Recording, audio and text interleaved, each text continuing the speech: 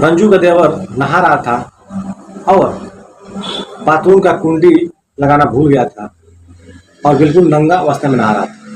अब जैसे रंजू जा रही है, कुछ तो काम था, जैसे जा रही है वहां पे बाथरूम में, जैसे से फाटक खींच रही है, वैसे दिख रही है कि अनिल बिल्कुल नंगा अवस्था में नहा रहा था। और उसका प्राइवेट पार्ट देखकर रंजू का दिमाग हिल जाता है और वहां से फाटक छोड़ के वहां से भाग आती है लाज के मारे।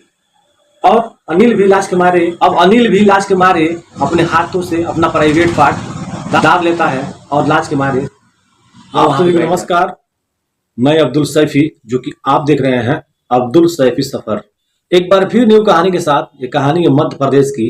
वहां पे एक छोटा सा गांव लगता है। वहां पे एक रंजू नाम का एक औरत थी और उसका पति रमेश नाम का एक व्यक्ति था।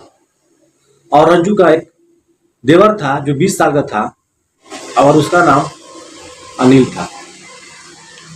रंजू उस परिवार में बहुत दुखी थी क्योंकि रंजू एक स्मार्ट लड़की थी और हैंडसम थी, लेकिन रंजू के माँ बाप ने दबाव में रंजू का शादी किया क्योंकि रंजू को शादी करने का रमेश से मन नहीं था।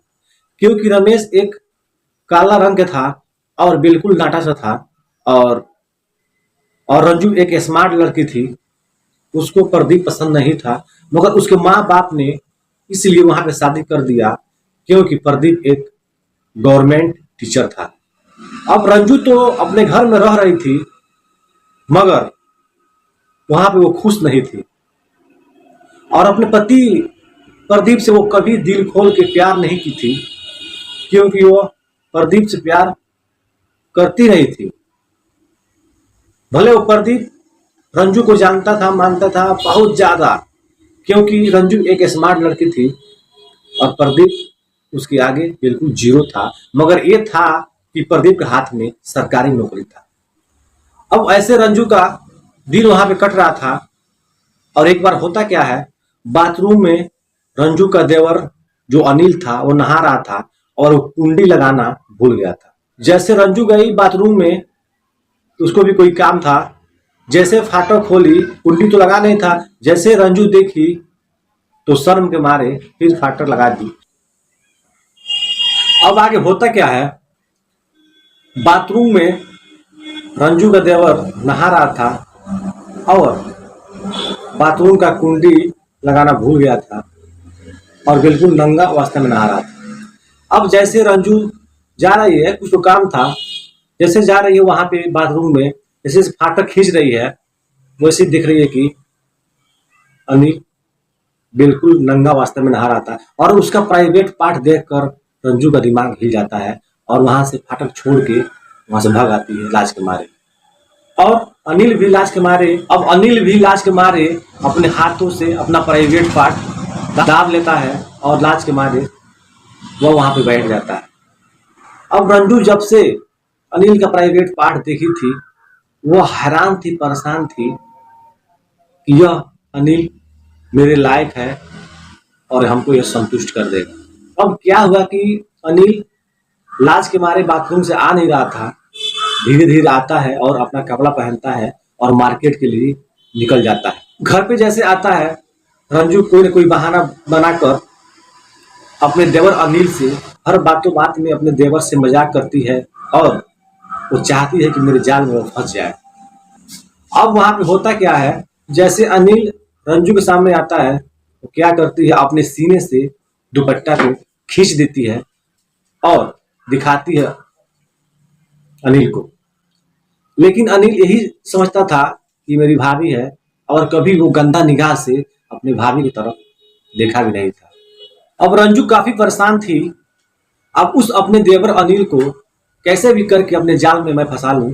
अब रंजू फिर एक बार बोलती है, अनिल मुझे फिल्म दिखाने लेके चलोगे? तो अनिल बोलता है, क्यों नहीं भाभी, बिल्कुल चलेंगे, क्यों नहीं भाभी, बिल्कुल चलेंगे। अब होता क्या है, अब क्या होता है कि रंजू सजने संवरने लगती है और जैसे सज संवर के रूम से बाहर आती है, अनिल देखता है, बोलता है, भाभी आप वाकई में आप बहुत स्मार्ट हो, आप बहुत हैंडसम हो, काश मन करता है कि आपको मैं अपने बाहों में ले लूँ। अब रंजू तो चाह ही रही थी कि अनिल हमको अपने बाहों में ले ले। रंजू जाके अपने देवर अनिल के बाहों में सट गई और अनिल भी उसको अपने बाहों में लेकर रूम के अंदर चला गया। अब रूम के अंदर जाके अनिल ने भाभी को किस करने लगा, तभी बोलती है रंजू, नहीं अभी नहीं, जो भी तुमको कुछ करना है पहले चलो फिल्म देख के ही आते हैं, तब उसके बाद से जो भी करना है वो आगे करेंगे।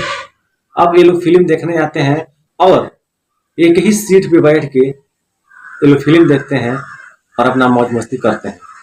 और फिल्म देखकर ये लोग जैसे बाहर निकलते हैं तो इनके पीछे 3 गुंडे पीछे पड़ जाते हैं, क्योंकि रंजू को देखकर रंजू काफी हैंडसम लग रही थी और पहले से तो ही स्मार्ट थी।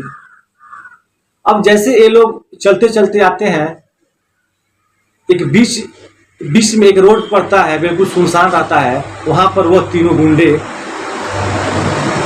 रंजू पे हावी होते हैं और रंजू को 2 गुंडे पकड़ लेते हैं और रंजू के देवर अनिल को एक गुंडा बोलता है, साले तुम यहाँ से भाग जाओ नहीं तो मैं तुम्हें जान से मार दूंगा। चाकू निकालकर जैसे गिराता है रंजू के देवर पे, अनिल वहां से 9-11 हो जाता है और वहां से फरार हो जाता है। रंजू अपने देवर को चिल्लाती है कि अनिल तुम मुझे छोड़ के मत जाओ, ये सब दरिंदे हैं, हमें नोच लेंगे। लेकिन अनिल डर के मारे वहां से भाग जाता है, दूर दूर तक कहीं दिखाई नहीं देता है। तब तक यह तीनों गुंडे रंजू को खींचकर एक पास के झाड़ी रहता है उसमें लेकर जाते हैं। अब रंजू वहां पे जोर जोर से चिल्लाने लगती है, चीखने लगती है।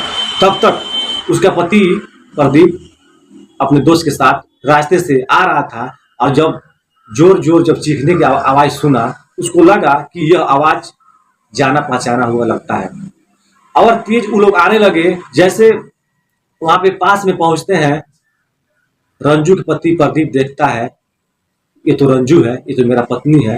वो घबरा जाता है और प्रदीप के दोस्त और प्रदीप मिल के उस गुंडों को धूल चटा देते हैं और तीनों गुंडों को मार के वहां से भगा देते हैं। प्रदीप बिना डरे और अपनी जान को बाजी पे लगा के उस रंजू को बचा लेता है, लेकिन एक चाकू रंजू के पति प्रदीप के हाथ में लगा रहता है।